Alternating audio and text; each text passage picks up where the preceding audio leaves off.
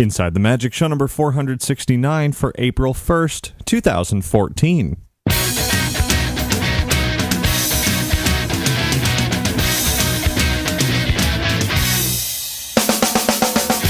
It is Tuesday, April 1st, 2014. This is show 469 of Inside the Magic, and as always, I am your host, Ricky Briganti, with a whole lot of fun from outside the world of Disney this week, over at Universal Orlando. New hotel to talk about, but some other Disney fun as well, especially from overseas. Before we get to all of that, I do invite you to visit our website at InsideTheMagic.net. There you'll find all of our podcasts, videos, photos, news, articles, and plenty more. And if you ever have any news, tips, questions, comments, or anything that you want to send in, you can email me at ricky@InsideTheMagic.net, or you can call and leave a message at 407-494-4ITM. That's 4486. And now, let's get on with the show.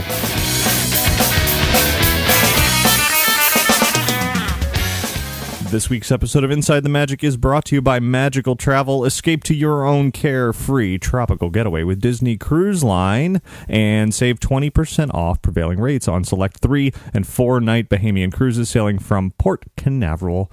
And you don't want to let this offer sail by, so call Magical Travel today at 866-207-8387 or visit them online at magicaltravel.com to receive a free price quote. And be sure to mention Inside the Magic when you do that to receive your free Disney gift card for qualifying bookings when you book your Disney vacation with Magical Travel.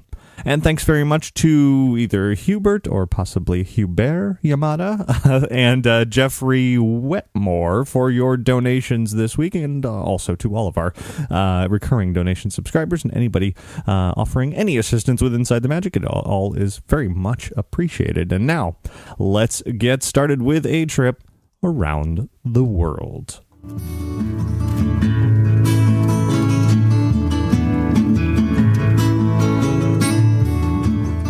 So the big story is definitely overseas, coming from the world of Disney, specifically at the Tokyo Disney Resort, more specifically at Tokyo Disney Sea, and even more specifically than that, the Cape Cod section. A new character has made his character meet and greet debut. Very first time, Oswald the Lucky Rabbit. Visitors to Tokyo Disney Sea can now meet Oswald face-to-face in person. He has a farm in the park. It's a background of sort of muted colors. Fits the kind of, the black and white-ish look of Oswald. Of course, he's wearing bright blue shorts and a bright red tongue as well. Other than that, he's black and white. It looks a lot like how he appeared in the Epic Mickey video game series, actually. But it's Oswald. That's amazing. People have been asking to meet Oswald for a very long time now in Tokyo. We're the first to make that happen. Hopefully, Oswald will make his way over here to the United States at some point.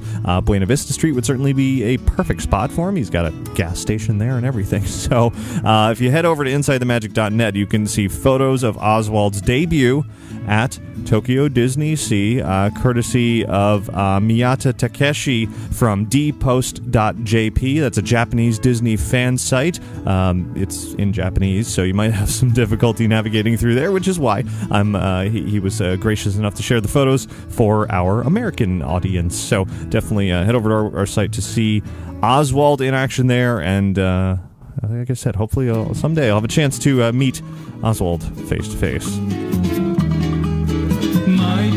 Now, let's talk about the upcoming event, Destination D Attraction Rewind from D23. New details were announced this week that has everybody very excited. The event will take place out here at Walt Disney World at Disney's Contemporary Resort November 22nd and 23rd, later this year. And a big announcement is that at the end of the event, it's all going to sort of be capped off with an evening that is called Pleasure Island Rewind. It's going to have areas dedicated to Comedy Warehouse, mannequins, 8 tracks. Yep, here it is.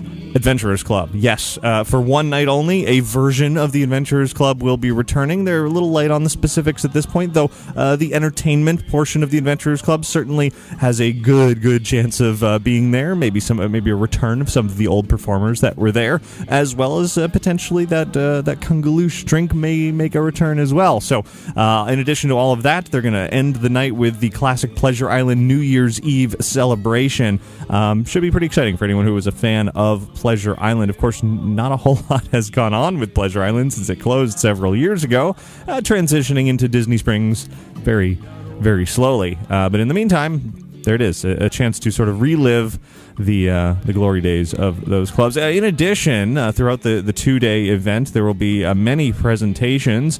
Some of the panelists have been announced, including Disney legends Marty Sklar, Bob Gurr, Alice Davis, as well as Walt Disney Archives director Becky Klein, Disney and World's Fair historians Bill Cotter, Stacia Martin, and Michael Kelly, and more will be announced down the line. In addition, Walt Disney Archives will have a special exhibit. Mickey's of Glendale, the shop from Walt Disney Imagineering, will be there selling some special merchandise.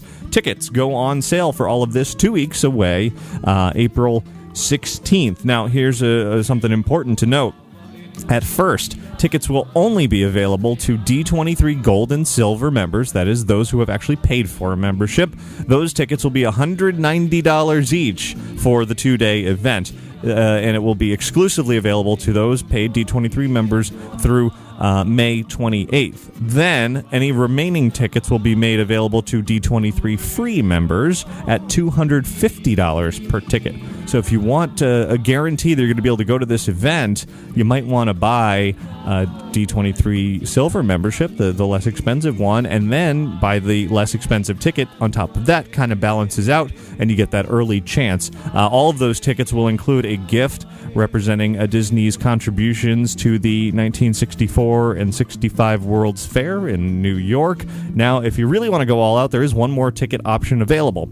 It's called the Top of the World ticket. It'll be $1,000 each, including reserved seating for all the presentations, some early shopping opportunities, as well as a special evening event with a private viewing of the Carousel of Progress, maybe some special things going on with that, a dinner reception, and a viewing of the Electrical Water Pageant, as well as special collectibles and more gifts. So expensive, but you get a bunch of stuff for it. So I will certainly be there for Destination D Attraction Rewind. I'm really looking forward to it. I know Adventurers Club fans certainly are as well. There may be people who buy the ticket just to go to that portion of it, so we'll see. More details will be announced as those November dates get closer. An event that is coming up much sooner than that, a little over a month from now, Star Wars Weekends, and some Disney's Hollywood Studios, of course. Some new details have been announced with some new Star Wars dining options this year. At the Hollywood Studios Sci-Fi Dine-In Theater, there's going to be the Star Wars Dine-In Galactic Breakfast that will have scenes from Star Wars movies playing on the big screen there. Star Wars characters will be included, so this character breakfast will be $47.99 for adults and $29.99 for children. It's also going to be a dinner buffet experience at Hollywood and Vine in the park. Star Wars music will be playing. There'll be characters again. $55.99 for adults and $33.99 for children. Not inexpensive, but it'll be your first chance to dine with the Star Wars stars. That will begin May the 4th, naturally.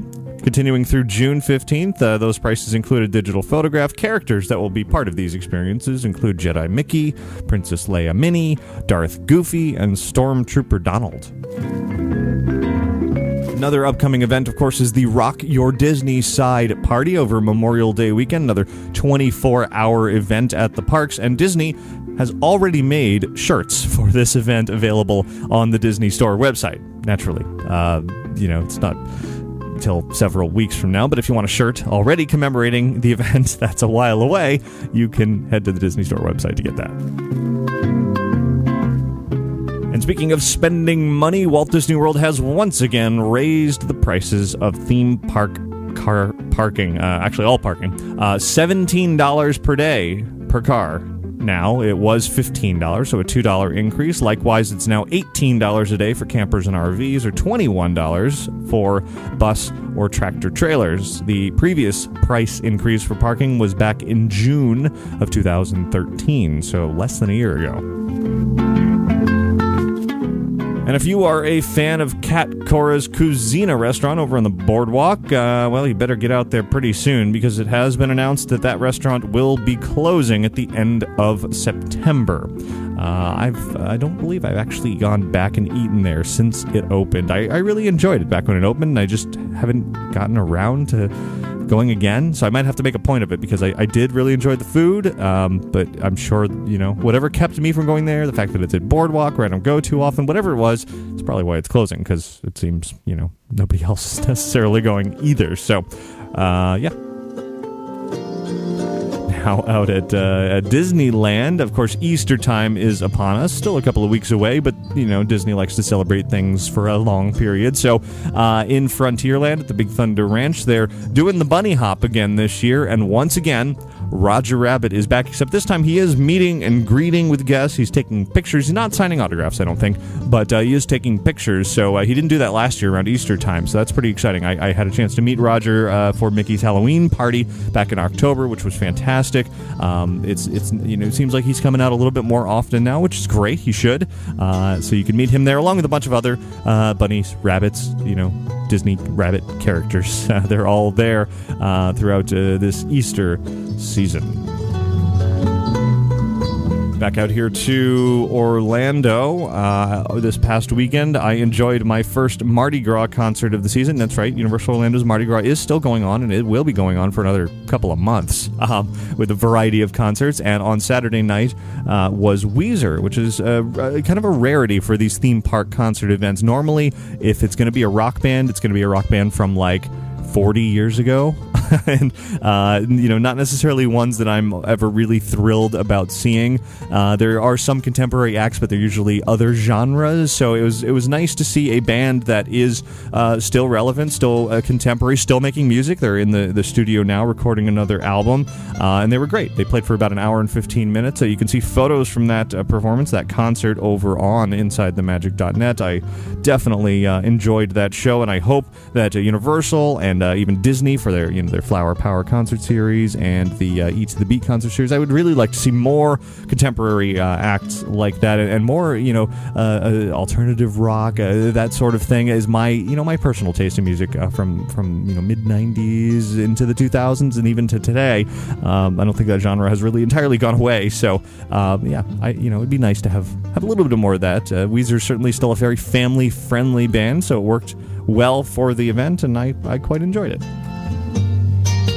Speaking of Universal, but jumping back out to California, at Universal Studios Hollywood, the grand opening date for Despicable Me Minion Mayhem has been moved by one day to April 11th rather than the 10th. Now, Universal won't say this, but I have a feeling it has to do with the fact that April 10th is when Disney is celebrating the 50th anniversary of It's a Small World worldwide at the parks out there, parks here, parks overseas as well. And I'm sure Universal didn't want to overlap their celebration with Disney's, and obviously Disney wasn't going to move an anniversary celebration. So April 11th is the official grand opening of Despicable Me Minion Mayhem out there. Of course, it's already open out here at Universal Orlando, and really it's kind of already open at Hollywood. It is in technical rehearsals, but that pretty much means it's open, although the nearby Super Silly Fun Land play area isn't quite finished yet. Close. Very close. Back out here to Central Florida at Busch Gardens, Tampa. Some new details have come out for Pantopia, which is opening up in about a month, along with the big Falcon's Fury drop tower in that area. But Pantopia is taking over for the Timbuktu area. And one of the items that Busch Gardens has announced for there that I'm pretty excited about is a restaurant devoted to pretzels. It's called Twisted Tails Pretzels, and it will be home to the signature food item of Pantopia. It'll be called the Bacon Pretzel Fury. And it's exactly what you think it is. It's bacon, and it's a pretzel, and it looks glorious. I can't wait to eat one pretty soon. Now, in the world of Disney Cruise Line, they have announced some upcoming itineraries for summer of 2015 in some northern European locales. For the first time, Disney Cruise Line is sailing to the Norwegian fjords.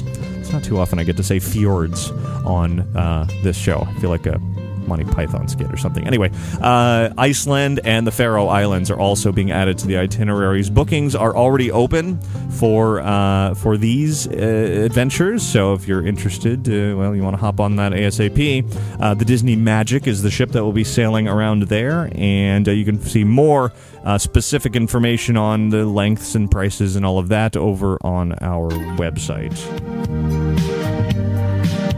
Start of the world of movies, where I'm just briefly going to mention Captain America 2, Captain America the Winter Soldier right now. I have seen the movie. It doesn't come out for another few days, but I saw a preview of it, and it is fantastic. Very suspenseful. I'll have a full review of it coming up very soon, along with some extra features over on our website, so look for that.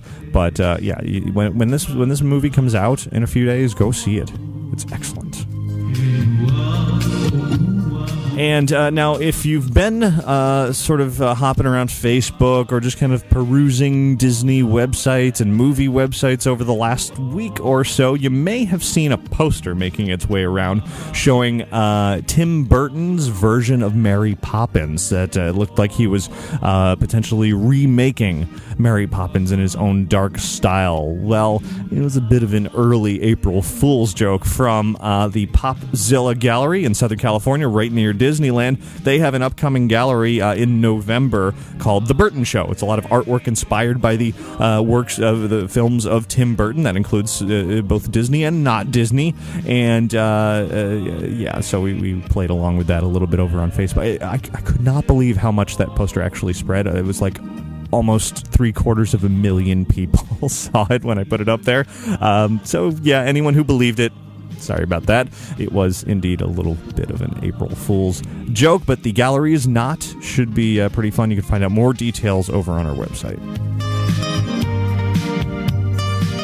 And in the world of video games, the Disney Infinity figure collection can now be complete with the release of the Phineas and Ferb Toy Box Pack. It had already been out for a couple of weeks, I think, at GameStop as an early release, but now it's available everywhere. It comes with Phineas and Agent P. There is no Ferb figure because really Ferb doesn't really do a whole lot. But Phineas and Agent P are there, along with a couple of power discs, and it completes the set for what is Disney Infinity. Now, what's to come in the future, we don't know. Disney Infinity 2, surely at some point, but they're not talking about that quite yet. So for now, you can get that. And here's a couple of fun things. Agent P's little adventure that he comes with. It's not a full playset, but he has a little adventure, and it's probably the most fun sort of mini adventure that's come with any of the figures of Disney Infinity. It's a little mini game, very retro, old school feel to it. It's got some overhead driving and shooting. It's got some side-scrolling platforming, some third-person dodging of things, some hang gliding sort of. It's actually really fun. It's a great little mini game.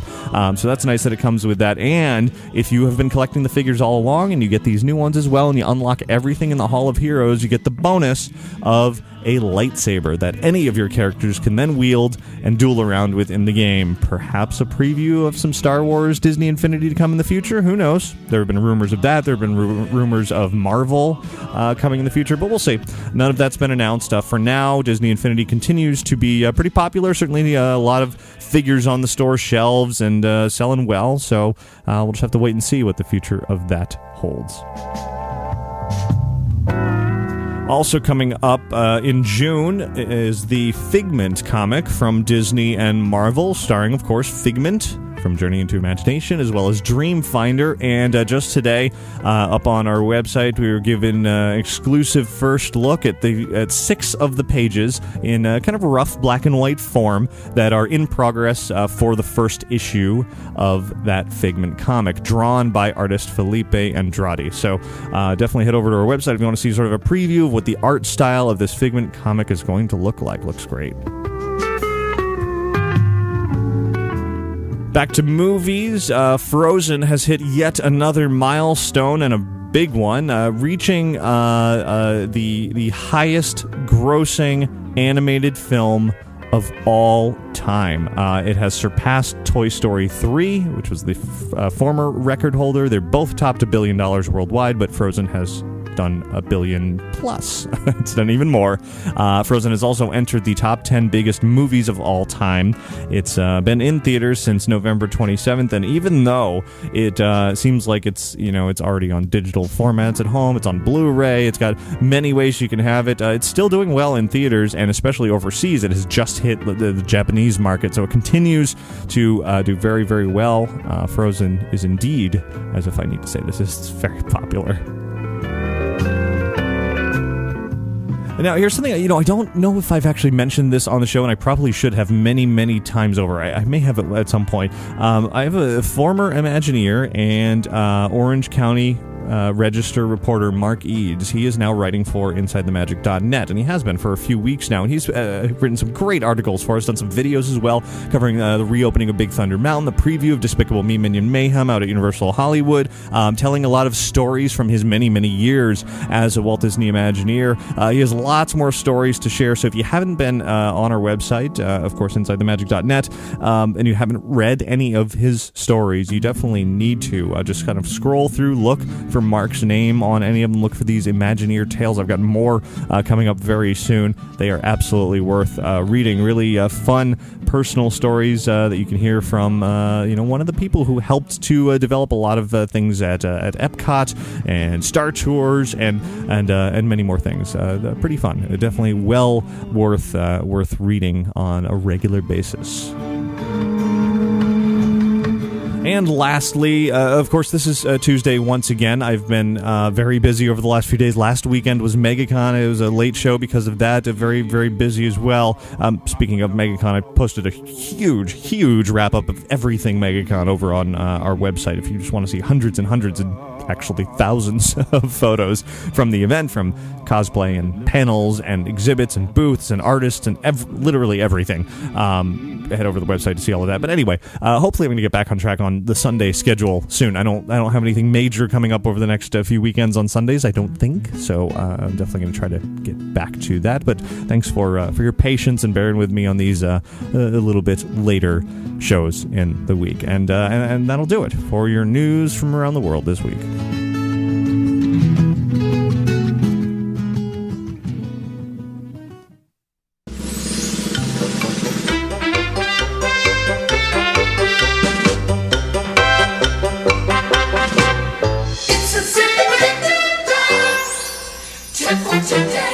This week's tip or tips come in from Brandy from Houston, who writes, Ricky, after hearing your awesome review of the reimagined Disney Magic, we booked a February President's Day weekend trip on the Magic, and we very much enjoyed the ship. Our son loved the Kids Club, particularly the Oceaneer Lab. Personally, I loved Andy's room, and in honor of you, I attended the open house and went down the Slinky Dog slide, and just like you did, and yep, people stared. Who cares? I have 3 tips for the ship. Number 1, Castaway Cay is amazing. It is fun to visit on a smaller ship like the Magic. I asked the staff why it was so empty, and they said it is sized for the largest ship. So when you sail on the Magic, it's easy to grab a beachfront lounge chair and hammock with no one around, easy to get food and do the activities, etc. Number 2, try the Aquadunk. It's super fun. If you're worried that it is too much, it isn't. If you're worried that the water is cold, it isn't. The water for the Aquadunk is warm and cozy. Try it especially at night. And number 3, bring a refillable cup with you, like the ones you get at Disney resorts aboard the ship, or buy one on board. The reason is at the pool area and the buffet area, they have small paper-type cups that they ask you to get a new one each time when you're filling up with soda. Not very environmentally friendly, and the cups are small. So if you bring a nice-sized reusable one, you can save some trash in a landfill and save yourself too many trips to the refill bar. Brandy, great tips there. I hadn't really thought about the fact that Castaway Cay is ready to accommodate the large ships, so then when a smaller one pulls up, you feel like you have the island to yourself. So that is a great tip there. I absolutely agree about the Aquadunk. I did it many times and loved it. I want to do it again. And good tip about the refillable cups too. I hadn't considered that. So everybody else, email your tips into tips@insidethemagic.net. And now I have some special music that I want to share with you. If you've been listening to Inside the Magic for quite a while, then you definitely know the name Tom Amin. He is a talented musician and pianist who has been sharing his piano renditions of Disney songs with us for quite some time, many years now, and it's always a treat to share them with you. And I've got some extra special fun this week because Tom has just released a new album of great renditions of Disney songs. Once again, his album is called Magical Moments. You can find it in the iTunes store. Just search for Tom Amin, search for Magical Moments, and you'll find songs that are just a wonderful variety of Disney music, like the Zorro, Let's Go Fly a Kite, Grim Grinning Ghost, the Universe of Energy theme, Veggie Veggie Fruit Fruit. It's a great assortment of Disney songs that you might not normally expect to see or hear rather in this style. So definitely go search for that. And I'm going to share one of these with you right now to debut and kick off Tom Amin's new album, Magical Moments. Here is his rendition of Yo-Ho, A Pirate's Life for Me.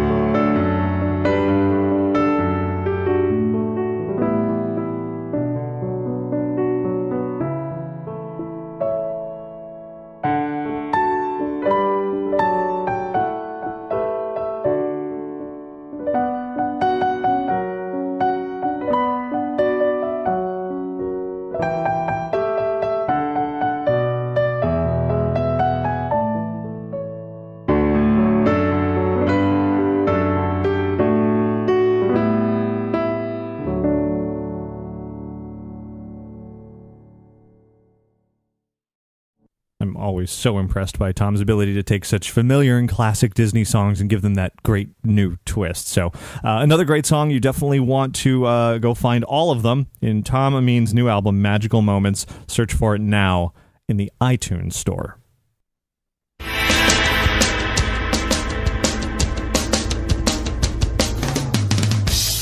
Now I want to take you back in time to the 1960s and head over to Universal Orlando for their newly opened Cabana Bay Beach Resort. Now, the entire hotel isn't open yet. This is just Phase 1. Phase 2 is opening in a couple of months, June 16th to be specific. But Phase 1 is fantastic. I had a chance to spend the day there yesterday, spent the night there last night, and I just loved almost everything about it. The feel, the look, I'm going to go through some of the details here about what I did enjoy and what you can expect if you want to stay here, which I do recommend that you do. But before I get into my thoughts about this new hotel, I want to share some thoughts of somebody who was in charge of creating this hotel. He's one of the men behind the design and the creation of the Cabana Bay Beach Resort at Universal Orlando, and I'll let him introduce himself. Russ Dagan, and I am Vice President and Executive Project Director with Universal Creative. Wonderful. We're here at the opening of the Cabana Bay Beach Resort at Universal Orlando. First of all, must be pretty exciting to see all the guests here having fun. It's real exciting. There's plenty of days when you're sitting in design sessions in the middle of the night or working weekends where you just dream of this day and just you know you're doing it for that reason. So yeah, it's fantastic to have guests here and clearly enjoying the place. So what is the highlight of this hotel, if you had to pick one? I mean, we're standing in front of this great pool. I've seen a lot of great things. Always have to pick one. That's the whole favorite child question. There's different aspects. I'm going to cop out here and give you more than one. I do like the pools. The pools are very important to us, and they're a lot of fun. And there's, this is just a small sampling of what's yet to come. In addition to that, the Jack LaLanne Physical Fitness Studio. We had a lot of fun working with the LaLanne family, and really, really pleased with the way that turned out. And to do it for such an iconic figure is really cool. Definitely. There's a lot of visual pop as you walk through, and I know we've talked about sort of the inspiration behind the look of this hotel before. Do you feel like you got there? Did you achieve what you set out to get? Yeah, I think so. I mean, there's definitions of vintage versus retro. Right. I think we're almost vintage in some ways, that we tried to be as true to the period as we could, without offering modern or without overlaying too much with modern, unless it was really something that guests would appreciate. So like our in-room televisions, obviously flat screen TVs, the pool area, we're not going to do a dive tower, we're going to do a slide. And then hotels of this era wouldn't have had the grand resort pool. They would have had a much simpler, honestly, rectangular concrete pool. Right. We fell in love with that imagery, but we didn't think the guests would appreciate it as much as we did. Yeah. 1 second here. Let me. More noise. Yeah. Okay. Oh, we're still good. Okay. All right.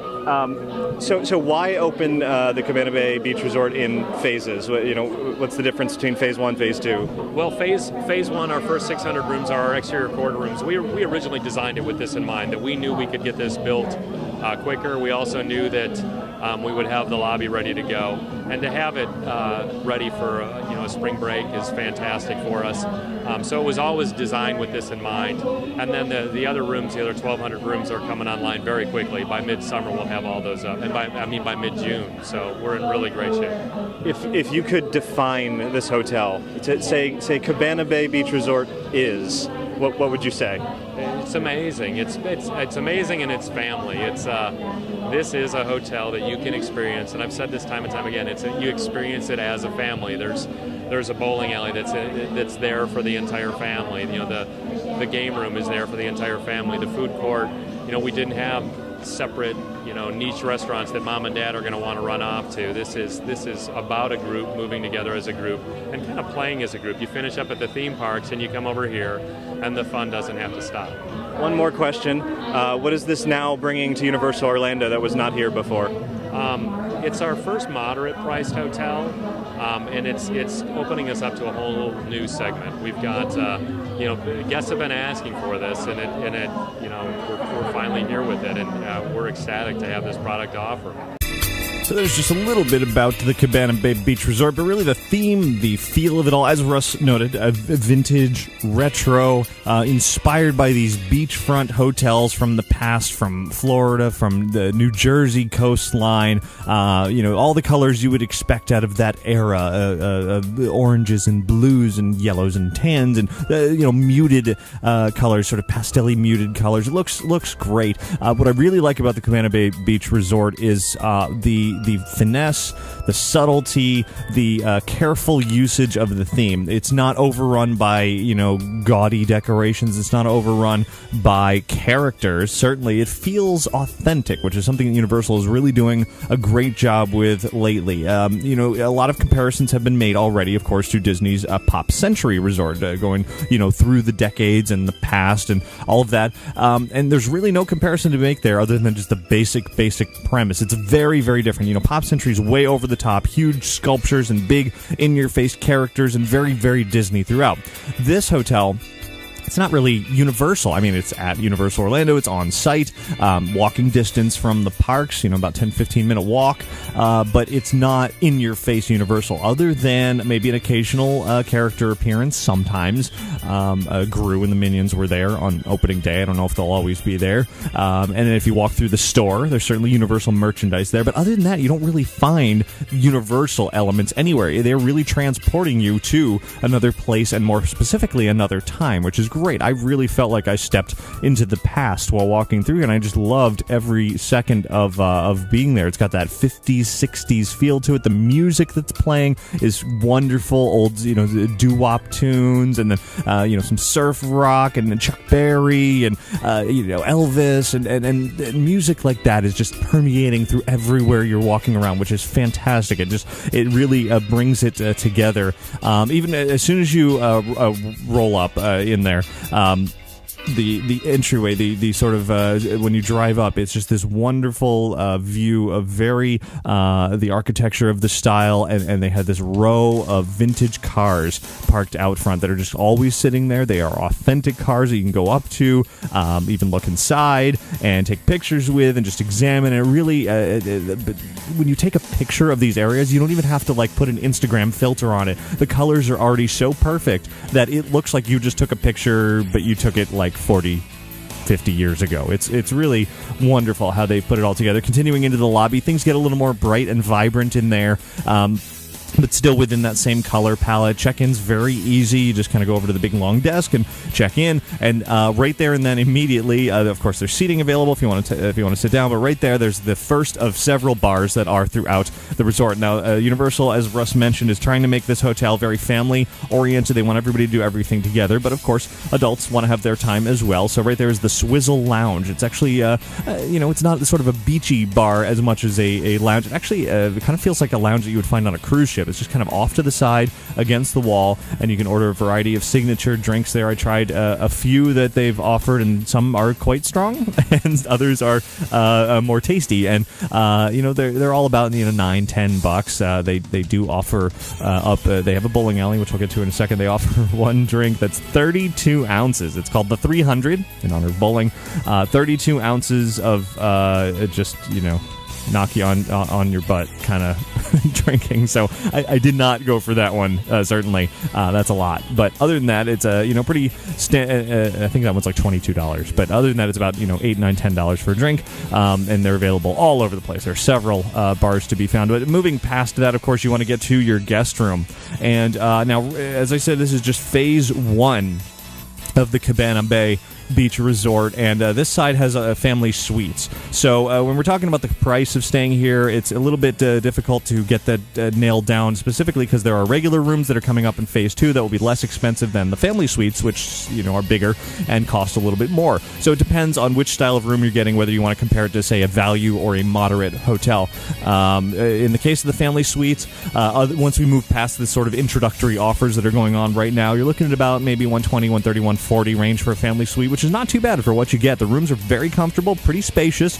You walk in, there's a kitchenette in front of you with a sink and a microwave and a counter and some stools there and room to move. Then there's a living room with a flat screen TV, which is one of the few sort of modern touches amidst this retro vintage feel. Furniture is pretty comfortable. These vibrant orange and red colors with a lot of sort of aqua hues on the walls throughout there. So a nice sitting area there that I spent quite a lot of time working on, posting photos and videos and everything from the hotel, which you can see extensive, lots and lots of photos and lots of video, complete video tour of everything over on the website and on our YouTube channel. So definitely go check that out. So I spent a lot of time in there, really enjoyed it, looking out the window, looking over the pool view there, and I'll certainly talk about the pool in a second. Quite enjoyed sitting sitting there. The couch does pull out as a sleeper sofa bed, so for you can sleep up to 6 in one of these family suites. Just beyond that is a nice sliding partition with sort of a hazy, not opaque screen that slides shut, so you can separate the two areas or have it all open, and that leads into the bedroom that has 2 queen beds that are pretty comfortable. The pillows are terrible. Bring your own pillows if you can. They're really, really bad. They're too big. They're kind of they're just bad. So that would be one of the few complaints I have about that. But the bed is pretty comfortable. The sheets were brand new, so they made a lot of noise crunching around, but I'm sure as they get broken in, they won't do that anymore. But they were, no complaints about the bed itself other than the pillows. But in there's another flat screen TV. So, high definition and all of that, so you can enjoy there. There's a small closet off to the side, and then there's also a split bathroom area with the separate room to the left where the toilet is. Then straight ahead is a sink and a mirror and some counter space, and then on the right is another separate room that you can shut the door with the shower and another sink. So an opportunity for multiple people to be doing multiple things at the same time without getting in each other's way in the bathroom. And I must say, the shower, actually good. It's great to step into a shower that has a good shower head, good temperature, good pressure, multiple settings on the shower head, and then one of the really fun touches that they've added to keep with this retro theme is the soap that's included in the bathroom. There's a little Zest vintage labels on it, the bright green hued soap, and then the shampoo and conditioner are these vintage looking VO5 labels as well. So even the tiny little details in the hotel room really bring it all together and make you feel that you are not in the 2014, but rather back in the 50s and 60s, which is a lot of fun. Now, I mentioned the pool, and now there's going to be a lot more added to this hotel when the second phase opens, because the next phase is going to have a huge pool area with a lazy river. Now, that's not open yet. That's coming in June, but right now there still is a huge pool. It's in the Cabana Courtyard, as it's called, and this courtyard has a lot to enjoy. The Cabana Bay Phase 1 here is laid out with 3 buildings that are arranged in a square. 4 if you count the lobby building. So it's just a big square and in the center of that courtyard is the pool. It's a 10,000 square foot zero entry pool, which means you can just waltz right in on one side without doing any steps. It kind of just eases in, and that's a more modern feature that they've added to a pool. They didn't want to have, as Russ said, the sort of rectangular pool from the past. They wanted to really give it some modern twists, but also keep that retro feel. So you can enjoy both of that. Pool is a great temperature. I went for a little swim. Wasn't cold, wasn't hot. It was just perfect. Very nice to swim around. Not too deep, not too shallow. It's certainly big enough to where you can actually swim. Do laps if you wanted, or just kind of lounge around in there. The big feature at the pool is this really huge. It's called the dive tower, but you don't dive off of it. It's not allowed. It's inspired by dive towers of the past, the multi-tiered dive towers from years and years ago. But instead, Universal's put a twist on that, and there's a waterfall, big waterfall coming off of it, so you can go underneath that while you're in the pool, and going through the bottom of it and sort of twisting around the area is a water slide. It's a pretty basic water slide, but for kids and even adults like me, it's still fun. The ride only lasts, maybe 10 seconds, but you go up. You don't have to do stairs, which is nice. It's actually a ramp to get up there, kind of a long winding ramp, so I enjoyed that. And once you're up there, you kind of just go on your way and go through a turn, another turn, and then you dump back in the pool. So pretty fun. Nice to have a water slide there. Also in the area, there's certainly cabanas. It is the Cabana Bay Beach Resort, of course. So the cabanas are available for rent if you want to have a little bit of a private area that you can enjoy. There are small patches of sand to really make you feel like you're at a beach amidst all the concrete. And of course, you're in the middle of Kirkman and International Drive and Universal and all of that. But once you're inside there, you don't really feel like you're in that. Peeking up over the tops of the buildings, you might catch a glimpse of Dr. Doom's Fearfall or Dudley Do-Right, or even Hogwarts Castle if you're kind of on the outside of it. That's just outside the hotel, but once you're inside the grounds, you don't really see all of that, which is nice. It kind of takes you to another place. Now, walking around the area, and I wasn't sure if this was just for the opening or if they're going to be doing this every day, walking around the area throughout the Cabana Courtyard were these sort of retro girl characters all dolled up and mingling with everybody and just kind of dancing around. There's DJ playing music, and they were interacting with everybody very much in character, as if they were in the 60s. You know, at one point, one of the girls turned to me, and there was some, and this is something that's probably going to change in the future. The DJ was playing some modern music, and she turned to me and said, you know, what? I've never heard any music like this ever. And she said, somebody told me it's something called dubstep, which it was just really funny. So I think the DJ is going to steer away from playing loud thumping music. When we first got there was like Miley Cyrus' Wrecking Ball was playing, which was not exactly what I was expecting, mixed in with classic songs from the 50s and 60s. So it was a really bizarre sort of combination there. So hopefully that will go away. But that aside, the whole area just, you know, definitely feels right for the period that they were trying to do it, when the right music was playing. Other pool areas, there's a hot tub. There's only one, unfortunately. I think there should be two because it got pretty crowded and the hotel wasn't even that crowded. So there's one hot tub. There's a beachy area that's an activity area. There's a beanbag toss in there. There's ping pong. There's pool tables. Room to move around. It's nice to see all that sand in the area. There's a fire pit, which is wonderful to sit around, especially at night. A lot of sort of a round area with open seating. There's a bar in that area as well. Of course, it's a poolside bar. You can sit there and just, drink away and socialize and whatever. Now, I must say, there was one issue I had with this pool area. And this is another one of the few complaints. We were sitting around at 10 p.m. and all of a sudden the employees came up and said, everybody's out. Gotta go. We're closing this area. 10 p.m. Hard cutoff. Everybody out. I thought that was really surprising. It seemed really early. Now, later in the evening, it seemed like some people had trickled back into the area, even though you weren't necessarily supposed to be there. All the sprinklers had come on for all of the many trees and bushes that were there, and they were big sprinklers that were going well beyond the greenery and onto the concrete as well. So there's a lot of water flying everywhere, which is probably one of the reasons why they wanted everybody out. But you're not supposed to swim after 10. You're not supposed to do anything. There's no lifeguards. There's no music. There's no activity. They just want everybody to be quiet and go away. And I was like, well, what do you do after 10 p.m.? And the bar in the lobby is open at 11. The food court, which I'll talk about in a second, closes at 10. So you're kind of out of luck there. And then the bowling alley, I guess, is open till 11 as well. So you have a little bit of extra time. But other than that, their response was basically, well, you should go to City Walk.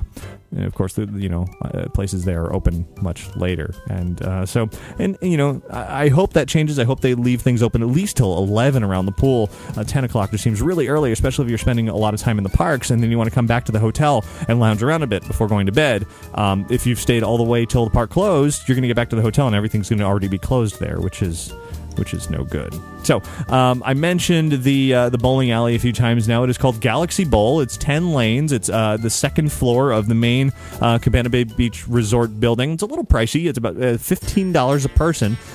For if you have a small group, you get an hour. If you have a larger group, you get an hour and a half. It's basically enough time to play one game, maybe two games if you are fast.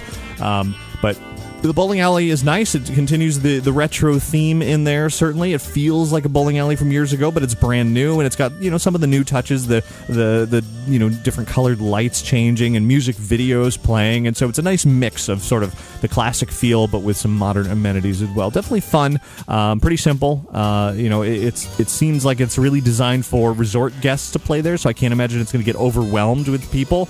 10 lanes doesn't sound like a lot, but it was not full when I was playing there on opening day. So definitely some fun to be had there. Right next door to that is the hotel's video game arcade, which I was really surprised that it didn't have any vintage machines. There's no pinball machines in there. Instead, it is all like the top most modern high-definition game, like literally the stuff that just came out. It was stuff from IAPA in November. It seems like the buyers for the hotel went to that show and was like, yes, we'll take one of everything, because it's all the most recent arcade games that are in there, which was a little bit surprising. I would have liked to see the vintage flair continue through there for some older games, but no such luck. Also upstairs in the main Cabana Bay building, it's a really interesting and amusing gym. It is the Jack LaLanne Physical Fitness Studio.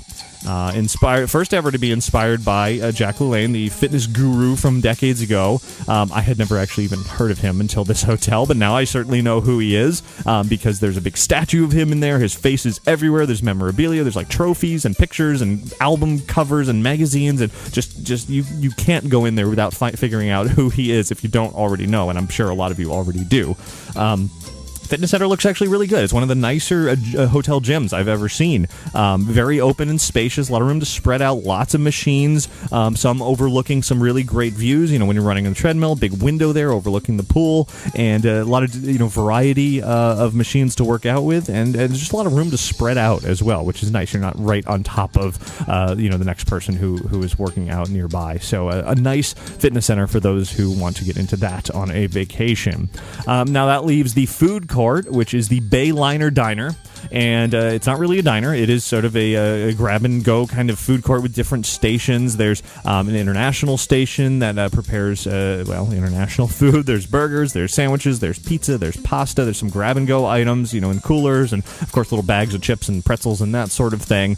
And it's a very odd mix of cuisines. They were trying to sort of get this under the theme of being inspired by some dishes of the past to some extent. So the ones that they really are talking up are the Swedish meatballs and the tuna casserole, because those are kind of those retro dishes. I'm not one for tuna, so I didn't try that, but I heard it was very good. For those of you who like tuna casserole, I had the Swedish meatballs though, and they're actually very good. Certainly better than the ones at IKEA. It was a lot of food. I couldn't even finish it. They gave me a lot of meatballs, a great creamy sauce on it. Came with some mashed potatoes and some broccoli, and even just the plain broccoli was good. And once you mix it in with the sauce and everything, and the meatballs, very dense, very hearty, great flavor to them. So I quite enjoyed it. My wife Michelle was with me. She had the Brazilian chimichurri beef, which somebody has pointed out that chimichurri is not really Brazilian so much as Argentinian, but whatever. It's there and it's good. It's for something that's coming out of a heat area, it's not like cooked to order, it's not on an open fire or anything. It actually tasted pretty fresh. Seemed like they were cranking it out pretty well. And it comes with some rice and beans. Pretty good for food. Pretty much everything that I had. I had breakfast this morning there as well. Kind of your standard breakfast. There was pancakes, waffles, French toast. It's not a buffet. You have to order individual dishes from those same stations in this food court area. Made to order omelets, which is what I had. It was all quite enjoyable. The food doesn't look like it's going to be anything special, especially from looking at the food court. You think, oh, this is just kind of your standard hotel food court, but it's actually all very well prepared. One of the issues, though, of the area is the drink situation. There's two different types of ways of getting sodas in here. There's the regular fountain drinks, your standard array of Coke, Pepsi, etc., whatever. Coke products. But then there's also the Coke Freestyle machines, which have the, hundreds of flavors in there. But the catch is that if you buy just a regular paper cup for $3, you can only go to the regular soda fountain machines, not the Freestyle. And they're using these RFID chips, just like Disney is now, to where you can only refill it so often. You can only refill it in certain places, and so it knows, because when you put the cup down, if you have the regular paper cup, you put it on the Freestyle machine, it knows that you don't have the right cup, so you can't use the Freestyle machine. Now, you pay extra for the souvenir cup, which is also very confusing. Then you can use the Freestyle machine and use it unlimitedly with limits. So there's different tiers of the souvenir cup that you can buy. The cup is the same, but they program it using the chip that's built in, so you can buy one for that day for $9. So you can use it for the rest of the day until midnight. And you can visit any of the Freestyle machines around the resort, which is in the food court area. It's in the bowling alley. I'm pretty sure there's one somewhere else. And you can go and refill your cup as much as you want, as long as there's a 5-minute gap between refills, so you can't just constantly be filling it up. But that's in one day. Then you can buy a 2-day or a 3-day or a 4-day, and then you can buy a length of stay as well. But it's just so bizarre. So we didn't realize all of these options were there until we got to dinner, which was about 8 p.m. or so. And so we get there, and the options are, do we buy a regular drink or do we buy the refillable one? So we went with the refillable one, and then found it was only till midnight, not until the time we check out the next day. So we really only had about 4 hours to use this cup before it expired. It seems to me it would make more sense for it to be connected to the length of your one day. You check in at 3 p.m., you check out at 11 a.m. the next day. It should be for that length. And then if you want to add a second day, it should start again at 11 a.m. and then, there, and so on and so on. But no, midnight is the cutoff, it's kind of frustrating. I hope they change that a little bit. It seems like the options there are kind of weird. One more food option here, and this is a really cool one. Out by the pool area, there's a place for a food truck to park. There's only room for one food truck, so they're alternating out, and they are local Orlando food trucks. It's not like Disney's, downtown Disney food trucks where they invented their own trucks with their own food. These are Universal's actually bringing in real existing food trucks that are in the Orlando area, which is fantastic. On the first day, the Yum Yum cupcake truck was there, which I've had their cupcakes before many times. They're great. And then earlier today was the Tamale Company, which I had never heard of before. I talked to them. They're only about 3 months old, so a new truck. I had just eaten breakfast, so I didn't get a tamale from them, but I did see one, and it looked really, really good. So that's a really fun option to have sort of food trucks all regularly there for an additional bit of enjoyment. Also in the main building, there is a store, as I mentioned earlier. It's got hotel-branded items. It's got some Jack LaLanne merchandise, which is interesting, and then kind of your usual assortment of the Universal Orlando stuff. Harry Potter and Despicable Me and Transformers and et cetera, etc. So one more note here on Cabana Bay at night. Looks fantastic around the hotel. The signs for the buildings lit up in neon, real neon, really evoking, continuing that vintage retro feel. A lot of really sort of soft orange hues throughout. It's pretty dim, but it's light enough to where you can see where you're going. But it's just a nice place to hang out, and I wish they didn't kick everybody out at 10 p.m. So overall, you know what? I didn't even mention the food court where you sit down. They have these big screens that are playing these old film loops with dust and scratches and pops and all of that, and they're playing these old like commercials and drive-in movie sort of let's go out to the lobby sort of things, and NBC commercials and Tupperware commercials, and it's really fun. It continues to tie in that theme, and that is really the key to all of the Cabana Bay Beach Resort. It all feels right. At no point, other than the DJ by the pool playing some modern music. Other than that, at no point was I ever pulled out of this feeling of being in the 60s. It really sold it. Sure, there's like flat screen TVs in the rooms. There's, amenities around the pool, zero entry, sort of things that didn't exist then. But you can look past those very easily and really have this wonderful feeling of being back in time and just staying amidst that. So if you were there, if you're old enough to remember that era and you want to relive any of that, this will do a great job of that. If you've never been there and maybe you watch Mad Men, or maybe you just like that aesthetic, it's a great hotel for any of that. I really can't wait to go back. I had a great time there, and I'm really looking forward to Phase 2 opening in mid-June. It will have a total of 1,800 rooms, 900 family suites, and 900 standard rooms. One downside to staying at this hotel versus the other Universal Orlando hotels is that Cabana Bay does not offer free express access to the rides like the other ones do. Of course, Cabana Bay is also a lot less expensive to stay there.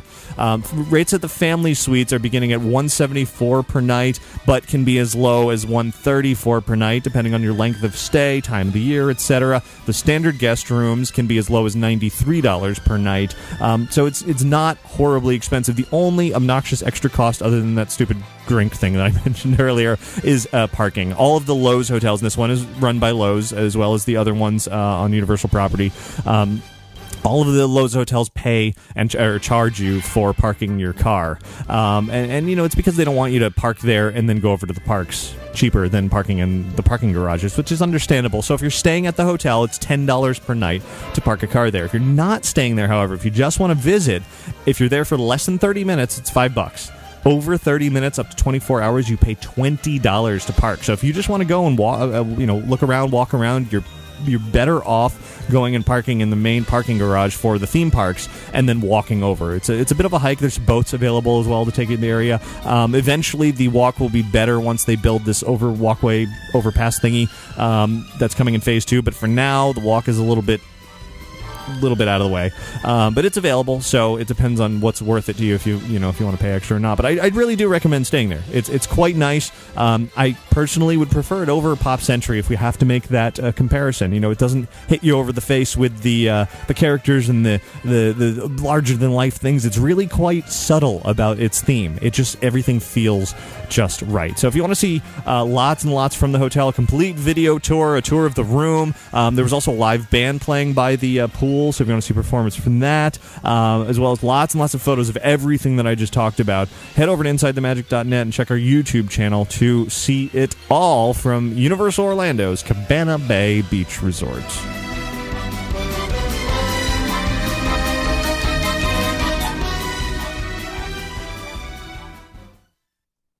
Ricky. Hi, Ricky. Hi, Ricky. Hey, Ricky. Hi, Ricky. Hi, Ricky. Hey, Ricky. Ricky, this is amazing. Ladies and gentlemen, boys and girls. Inside the Magic listener feedback.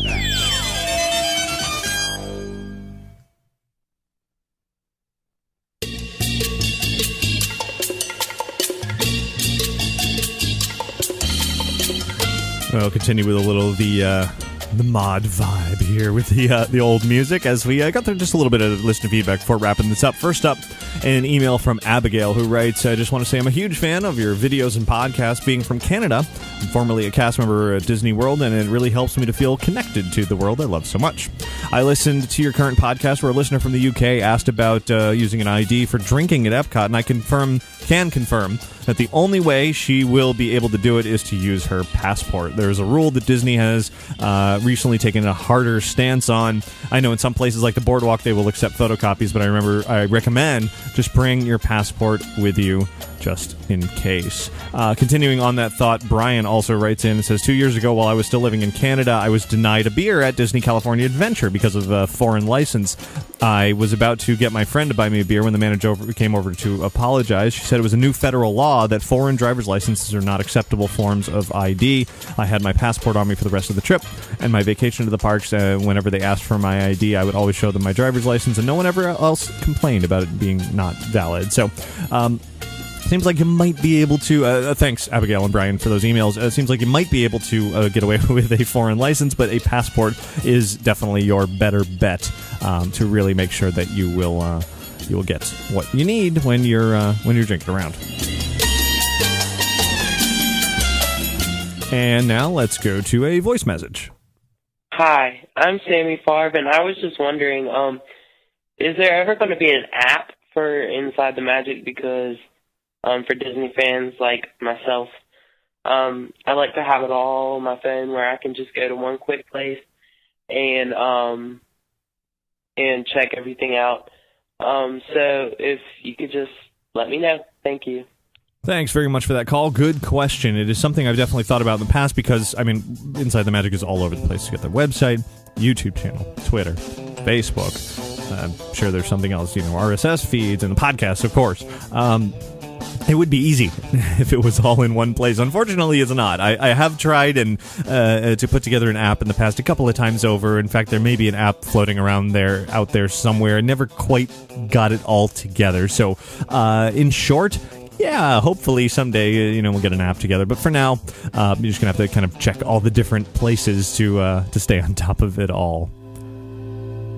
Next email comes in from Craig, who writes, my family and I recently found out that our trip is going to, Disney trip is going to coincide with Star Wars weekends. Even better, we will also be there the weekend Mark Hamill is scheduled to appear, although I'm sure they'll only make the already crowded park even more packed. My dad and I are only moderate Star Wars fans, and we'll be dragging my mom and sister with us, so we don't plan on waiting in obscenely long lines for something like Mark Hamill's autograph. Do you have any general tips or must-do events for us moderate Star Wars fans? Well, Craig, you definitely are right about the autograph line. If you did want to meet Mark Hamill, presumably, if they're doing the autographs as the same in the past, you're probably going to have to get there really, really early in the morning and get a wristband and all that sort of thing. Other than that, you can see a lot of Star Wars weekends without dealing with any of that madness. There's certainly some shows out in the streets. It sounds like they're mixing things up a little bit this year, but there's shows out in the streets that you can kind of just casually walk up and see. There's the celebrity motorcade where the celebrities arrive early in the morning, sort of for their first appearance of the day up on the big stage, so you can see them go by. They go up on the stage and then they go out on the cars as well. Great opportunity for photos. Other characters are involved with that as well. And all you have to do is really take a spot alongside the main streets there, around the entrance of Hollywood Studios, and you'll be able to see that. Then in the back of the park, in the big theater, is where they hold a lot of their great big presentations, and Mark Hamill will definitely be part of one of their talk show type segments in there. You probably will have to line up a little bit early, maybe, maybe an hour early. in order to get in there. I have a feeling Mark Hamill will probably pack the house, though there's usually, a few straggling seats here and there, near the end, so you might be able to walk up. But I would recommend getting in line early if you definitely want to see that. But there's lots of characters doing autographs and meet and greets all around the park as well. And then some sort of special, there's going to be the fireworks at the end of the day, as well as some sort of a special character gathering that they haven't really said what that's going to be. So, throughout the day, you'll definitely encounter a lot of Star Wars, and you will have to get in line a little bit if you want to get into some of the better presentations. All right, one more email, and then we will wrap this up. It comes in from Jessica, who writes, I was disappointed that there wasn't a commentary for Frozen on the Blu-ray or DVD, but I found a podcast that's like the next best thing. Director Jennifer Lee is on the podcast for about a good 90 minutes, talking from a scriptwriter's point of view of how they came up with the story. I'm not sure if you've already covered this, but I thought it was worthwhile on listening on how they evolved the characters. And she sent me a link to that, and it's at johnaugust.com/2014/Frozen with Jennifer Lee, and just put dashes between those words. So interesting there. Good to hear that she has spoken at length about the film, and it is disappointing that there's no commentary, but that sounds like a good alternative. And that will do it for listener feedback this week.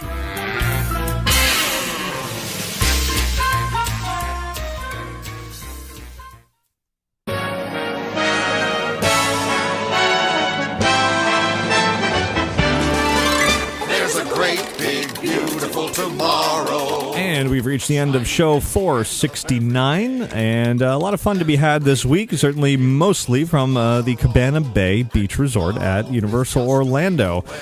Great time there. You can definitely head over to the website and see a lot more from that, photos and video and a full write-up and everything. And as I said earlier, I'm definitely looking forward to seeing the rest of it when it opens in mid-June.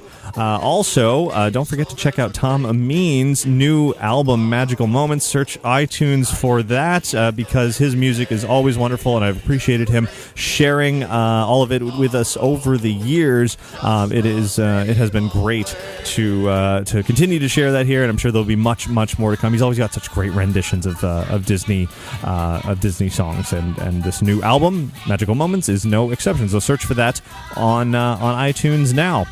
And, of course, I do want to thank Magical Travel for sponsoring this week's episode of Inside the Magic. You can find out more about their services by visiting magicaltravel.com. And between episodes of this show, please do visit InsideTheMagic.net. It is your source for Disney and theme park news, all of our show notes and links and background music listings for the podcast, but also all of our videos and photos and news and articles and links to find us on Twitter and Facebook and YouTube.